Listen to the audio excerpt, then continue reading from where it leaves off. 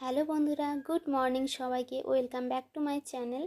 আর দেখো আজকে কিন্তু সকালে অনেকটাই লেট হয়ে গেছে উঠতে, আর ওই জন্য সকালের ক্লিপগুলো নিতে পারিনি, ভিডিওতে দেখাতে পারিনি তোমাদেরকে কি করেছি না করেছি। সকাল থেকে উঠে ব্রেকফাস্ট স্নান টান করে কিছু কাজ বাজ ছিল সেগুলো সেরে স্নান টান করে পুজো করে কিন্তু খাওয়া দাওয়া করে নিয়েছি। আর এখন চলে এসেছি কিন্তু রান্নাঘরে। এখন বাজে 10:30। তাড়াতাড়ি রান্নাটা করে নেওয়ার চেষ্টা করছি, কারণ আমি বেশিক্ষণ না দাঁড়িয়ে থাকতে পারি না। এখন যেহেতু আমার 8 মাস প্রেগনেন্সি চলছে জার্নি, ওই কারণের জন্য কিন্তু আমি বেশিক্ষণ না দাঁড়িয়ে থাকতে পারি না। আর দেখো আগে আগে কিন্তু এই রান্নাঘরে এই চেয়ারটা ছিল না, এখন না এই চেয়ারটাকে রান্নাঘরে নিয়ে এসে রেখেছি।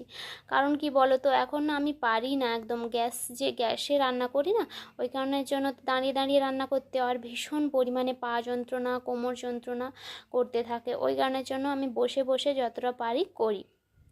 আর এইদিকে দেখো আমি এখন সন্না ডাঁটাগুলোকে ওই খোসাগুলোকে ছুলে নিচ্ছি।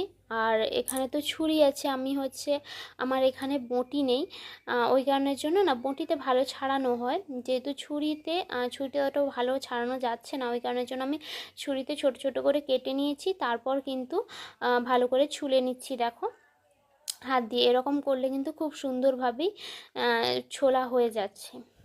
আর এইবারে যখন বাড়ি গিয়েছিলাম আমি মনে মনে করেছিলাম যে একটা বঁটি নিয়ে আসবো ছোট, কিন্তু সেটা আর হলো না, কারণ আমাদের ট্রেন ছিল রাত 2টোর সময়।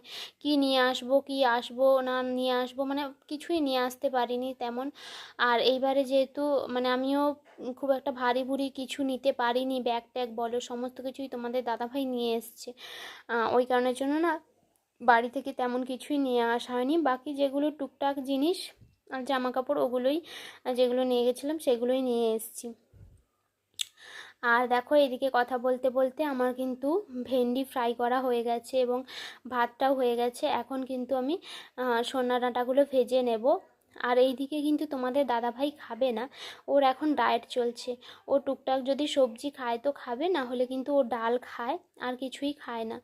আর যেহেতু ও খায় না, ওই কারণের জন্য না আমি কিন্তু একদমই কম তেল মশলা ব্যবহার করে রান্নাটা করার চেষ্টা করি, যেহেতু ওরও ডায়েট আর আমিও কিন্তু এই অবস্থাতে একদমই তেল মশলা যাতে অ্যাভয়েড করা যায়, যাতে কম তেল মশলাতে রান্না করা যায় সেরমভাবেই রান্নাটা করার চেষ্টা করি।